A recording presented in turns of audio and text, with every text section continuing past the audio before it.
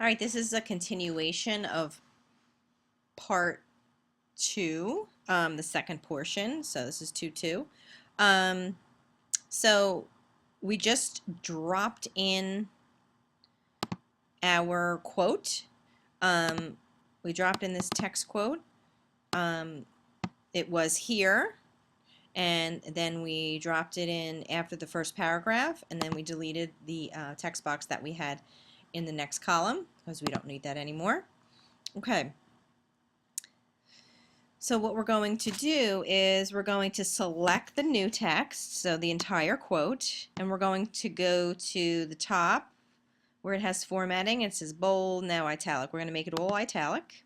Okay, this shouldn't be a surprise to anybody where the italics are. And then in the text panel, we're going to apply some settings. So the text panel we can always find if we click the word text. Okay, so what we're going to do, I'm going to click the word. First of all, I'm going to highlight my text. Then I'm going to click the word text. And then I'm going to apply the left margin. The margins are here. So the left margin is going to be 40. The right margin, when I highlight over it, is again going to be 40. Okay. When you hit return, you can see it apply. The leading is going to be 150%. If you highlight over here, you're going to see that's the leading. Change that to 150, which I did. Space before paragraph will be 30. So over here, this is where space before is. It's going to be 30. And notice how it puts space before the paragraph. And the same thing here. This is the space after the paragraph. I'm going to put another 30, hit return. So notice how I created space around my quote, which was what I wanted to do. Okay, it's all here under the text format options. Okay. Again, when you highlight over it, it will tell you what all of the functions are. This is the leading, this is the tracking, this is indents, okay? So it's all pretty self-explanatory. Okay.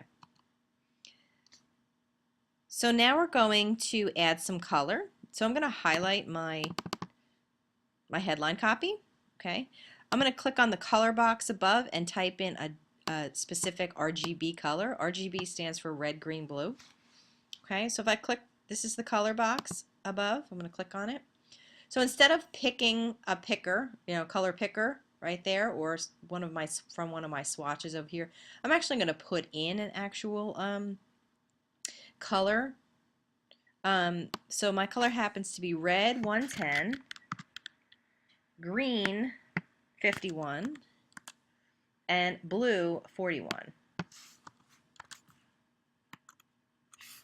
And notice how my text turned that color, which happens to be a brown.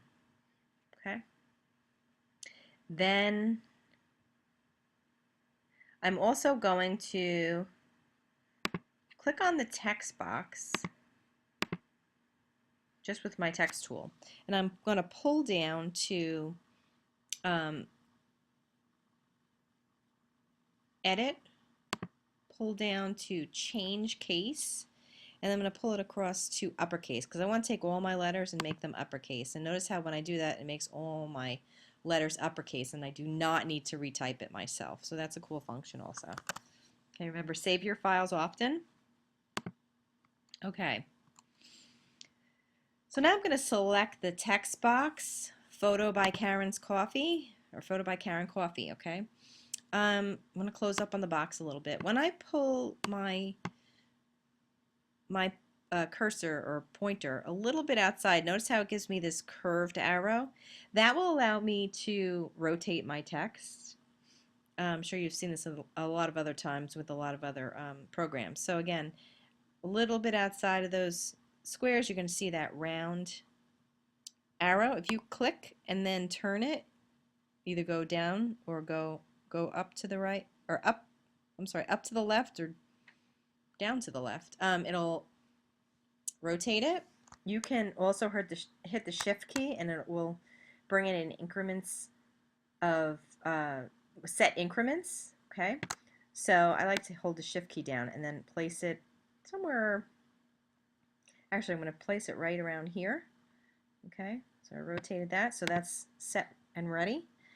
Also, I'm going to change that text to be bold.